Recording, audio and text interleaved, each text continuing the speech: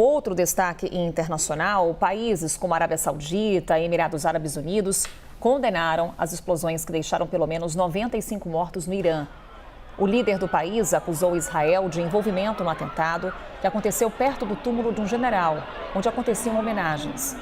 O líder disse que Tel Aviv pagará um preço alto pelas mortes. Autoridades israelenses se recusaram a comentar o caso. Os Estados Unidos anunciaram que não acharam indicações de que Israel foi responsável pelas explosões no Irã.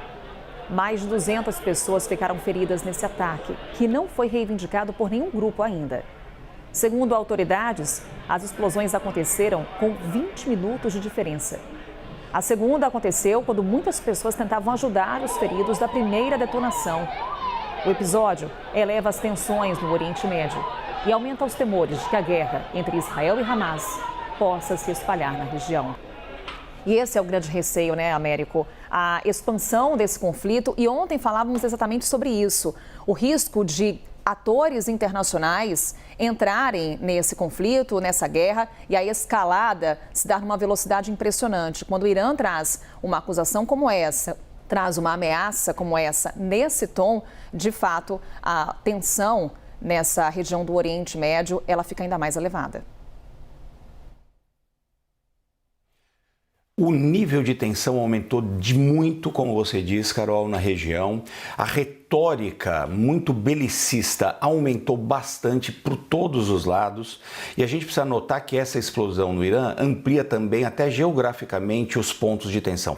Nós temos 4 grandes pontos de tensão acontecendo ao mesmo tempo na região do Oriente Médio. Obviamente, a guerra em Gaza, que continua com milhares de mortos, com combates muito sérios e importantes ali entre as forças de defesa de Israel e o Hamas. Então essa guerra continua e deve continuar por semanas, pelo menos, talvez meses. Nós temos o segundo foco de tensão muito importante, que é a fronteira entre Israel e o Líbano, o norte de Israel, o sul do Líbano, e é um conflito entre o Hezbollah e Israel. Neste ponto, na terça-feira, o segundo na linha sucessória ali, o segundo na hierarquia política do Hamas, foi morto por uma explosão que não foi confirmada por Israel, mas certamente foi uma explosão causada por forças ali de Israel. Esse segundo na hierarquia política do Hamas foi morto em solo libanês.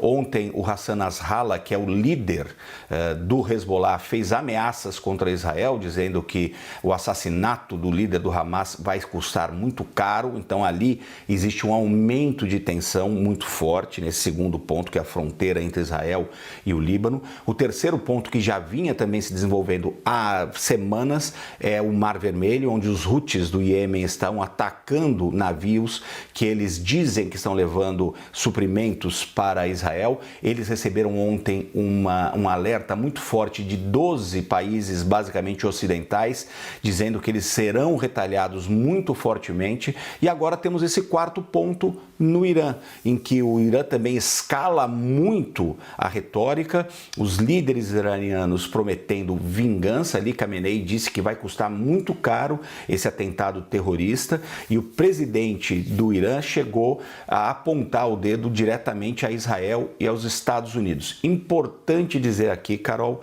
que não existe nenhum indício até o momento de qualquer envolvimento dos israelenses nessas explosões. Também é importante notar que o Irã tem muitos inimigos, por exemplo, o que sobrou do Estado Islâmico. Então não é possível ainda neste momento afirmar qualquer tipo de envolvimento de Israel, dos americanos ou de qualquer outro grupo nesses atentados terroristas que deixaram 95 pessoas mortas e centenas de feridos.